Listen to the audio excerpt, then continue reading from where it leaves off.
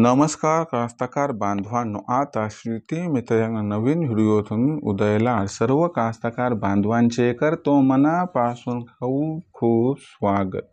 कास्तकार बांधवांनो, आपल्या सर्वांसाठी सध्याच्या कंडिशनचा हा लाख मोलाचा व्हिडिओ की आता 15 एप्रिल नंतर देशांतर्गत बाजारामध्ये कापसाचा बाजारभाव 100% होणार 8,000 सध्याच्या कंडिशनचा हा लाख मोलाचा व्हिडिओ की 15 एप्रिल नंतर आता देशांतर्गत बाजारामध्ये कापसाचा बाजारभाव 100% होणार 8,000 पण 15 एप्रिल नंतर आता देशांतर्गत बाजारामध्ये मग असं काय घडणार की ज्याच्यामुळे आता 15 एप्रिल नंतर देशांतर्गत बाजारामध्ये कापसाचा बाजारभाव हा 100% होणार 8,000 जर या महत्त्वाच्या प्रश्नाचा आपल्यासारख्या सामान्य कापूस उत्पादक कास्तकार बांधवांना जाणून घ्यायचा असेल सविस्तर व अचूक उत्तर, तर मला वाटते आता आपण सर्वांनी हा व्हिडिओ सुरुवातीपासून इथं शेवटपर्यंत पाहायलाच हवा।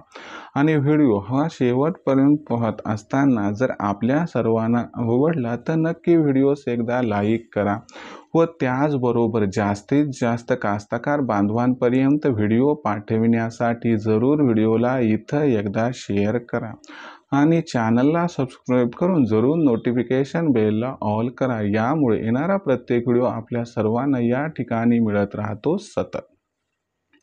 तर बघा कास्तकार बांधवांनो, आपल्या सर्वांसाठी सध्याच्या कंडिशनचा हा लाख मोलाचा व्हिडिओ की 15 एप्रिल नंतर देशांतर्गत बाजारामध्ये कापसाचा बाजारभाव हा 100% होणार 8,000 पण 15 एप्रिल नंतर देशांतर्गत बाजारामध्ये असं काय घडणार की ज्याच्यामुळे आता 15 एप्रिल नंतर देशांतर्गत बाजारामध्ये कापसाचा बाजारभाव हा 100% होणार 8,000 आणि जर 15 एप्रिल नंतर देशांतर्गत बाजारामध्ये कापसाचा बाजारभाव हा 8,000 पार झाला तर मग 15 एप्रिल नंतर आपण कापसाची विक्री करायची अथवा नाही या महत्त्वाच्या प्रश्नाचं देखील अचूक उत्तर आता या ठिकाणी जाणून घेऊया।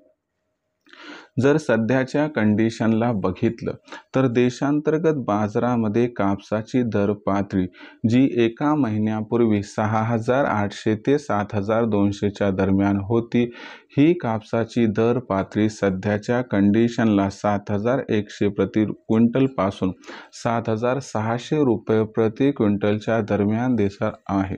देशांतर्गत बाजारामध्ये दिवसेंदिवस कापसाची आवक मोठ्या प्रमाणात घटत आहे।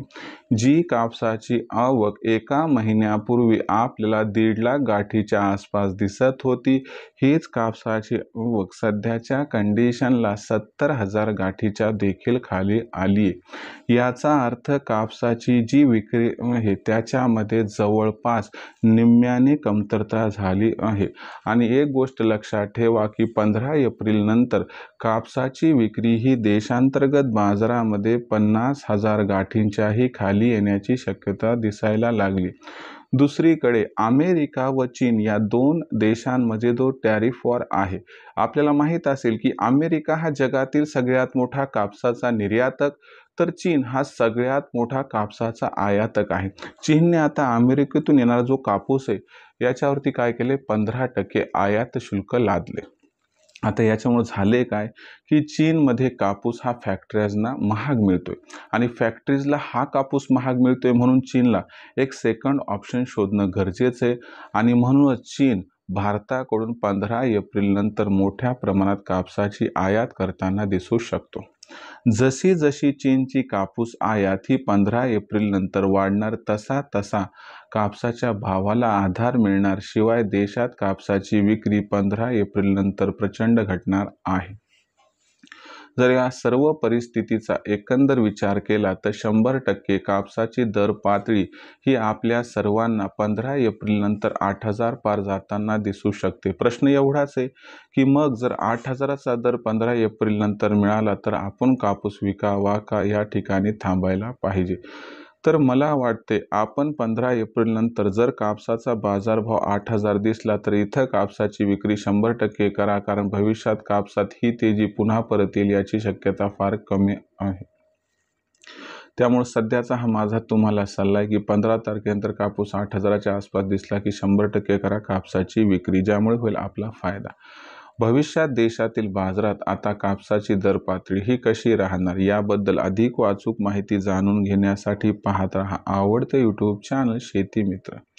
मला वाटते व्हिडिओ आपल्या सर्वांना आवडला असणार, त्याच्यामुळे व्हिडिओला एकदा लाईक करा व जास्तीत जास्त कास्तकार बांधवांपर्यंत व्हिडिओ पाठवण्यासाठी व्हिडिओला शेअर करा. चॅनलला एकदा सबस्क्राईब करून जरूर नोटिफिकेशन बेलला ऑल करा, यामुळे येणार प्रत्येक व्हिडिओ हा आपल्याला सतत मिळत राहतो. तर कास्तकार बांधवांनो, अशाच एका नवीन व्हिडिओसह मी आपला मित्र उदय लाड आपल्या सर्वांना आवडते यूट्यूब चॅनल शेती मित्रावर मिळत राहील. तोपर्यंत माझ्या प्रत्येक शेतकरी मित्राच्या आणि कास्तकार बांधवाच्या आजच्या व्हिडिओमध्ये मनापासून खूप खूप आभार.